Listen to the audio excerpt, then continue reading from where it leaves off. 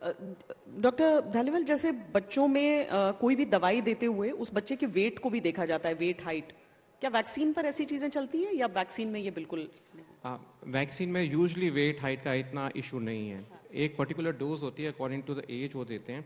अगर आप ये जाइडस की भी देखेंगे, बात करेंगे, क्योंकि ये अभी रिसेंटली इंडिया में लॉन्च हो रही है, the dose of the vaccine is same as adults. वैसे ही डोज है जो अडल्ट्स के, मोर देन 12 ईयर्स में।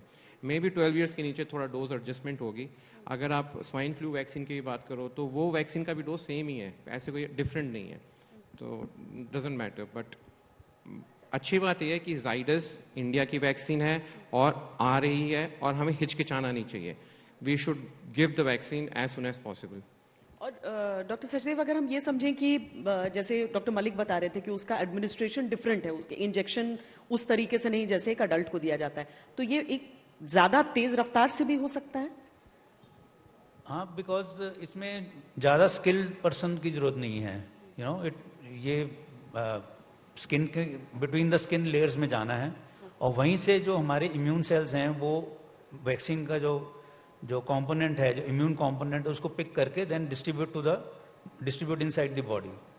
तो ये देने में भी इजी है। सो बहुत स्किल्ड वर्कर नहीं चाहिए होंगे। जैसे ऑलरेडी हमारा एक वैक्सीनेशन जो कोविड का जो इस टाइम नेटवर्क बना हुआ है सारा, ये बहुत आसानी से वहाँ दिया जा सकेगा और बच्चों का कवरेज अच्छा हो पाएगा। एंड देन स्केयर फैक्टर जो बच्चों में है, इंजेक्शन लगेगा, उसको भी कम हो जाएगा। जी, हालांकि वो तो और नेजल स्प्रे की का भी इंतजार कर रहे थे सबके, शायद और थोड़ा आसान हो जाए। बट नेजल स्प्रे की vaccine in the past have never been successful. अच्छा, पर हर वैक्सीन पहले नेजल स्प्रे की फॉर्म में ट्रायल हो चुके हैं। डॉक्टर साहब, बहुत सारे लोग ये भी बोलते थे क्योंकि होता ही इस रीजन की वजह से, तो अगर आप वहीं पर उस वायरस को टैकल कर लें तो शायद एक नेजल वैक्सीन। वो एक थियोरेटिकल चीज है, but efficacy wise and immunologically wise nasal spray vaccine जितने भी आए हैं, एमएमआर का भी आया था, रोटा वायरस का भी आया था, तो ये सक्सेसफुल नहीं हुए। ये बेहतर है के हिसाब से। पर डॉक्टर मलिक, सिंगल डोज या नहीं, जाइडस की 3 डोजेज लगेंगी जो कि 28 डेज के इंटरवल पे लगेंगी। और बेस्ट बात यही है जो मैंने आपको बताया बच्चों के लिए कि ये इंट्राडर्मल लगेगा, इंजेक्शन लगेगा ही नहीं। और इसकी 3 डोज लगेंगी। बाकी सब वैक्सीन्स की 2 डोज हैं, एक्सेप्ट फॉर जॉनसन जिसकी केवल 1 डोज है। अदरवाइज सबकी जो हैं 2 डोज हैं। इसकी जो है पर्टिकुलरली जाइडस की जो है ये 3 डोज आएंगी।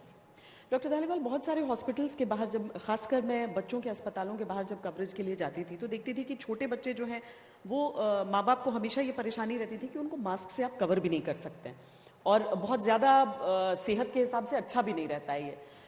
और हम जो वैक्सीनेशन करने वाले हैं वो 12+ ही करने वाले हैं, उसके नीचे अगले दौर में होगा। तो क्या खतरा उन पर और बढ़ रहा है या नहीं?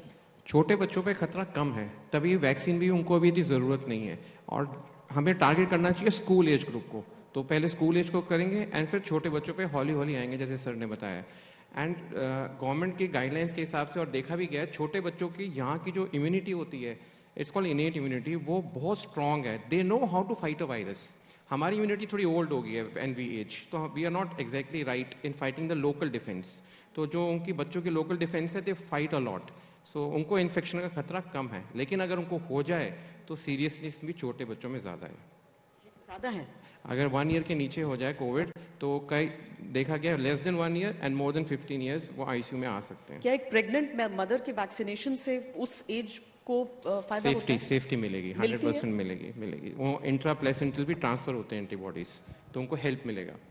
क्योंकि बहुत दिन तक in fact doctor Sachdev, pregnant women भी हिचकिचाती थी इस चीज़ को लेकर, फैमिली भी थोड़ा सा घबराती थी इस बात को लेकर।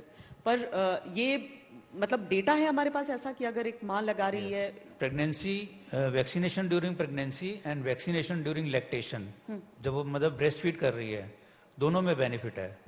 इजराइल में उन्होंने एक स्टडी करी जिसमें जो हेल्थ वर्कर्स थे, जो लैक्टेटिंग मदर हेल्थ वर्कर्स थे, उनको उन्होंने सेग्रीगेट किया, रैंडमाइज किया कि आपको वैक्सीन देंगे, आपको नहीं देंगे, आपको देंगे। रैंडमाइजेशन एक ट्रायल्स होते हैं हमारे, तो उसमें पाया गया कि जिनमें लैक्टेटिंग मदर्स जिनको वैक्सीन दिया गया था, उनके न्यूबॉर्न्स के अंदर प्रोटेक्टिव एंटीबॉडी लेवल्स बेटर थे। सो लैक्टेटिंग मदर को वैक्सीन देना is beneficial for the newborn for till the mother is feeding the child. So that is a very important aspect, and this aspect should be, spread out in the community.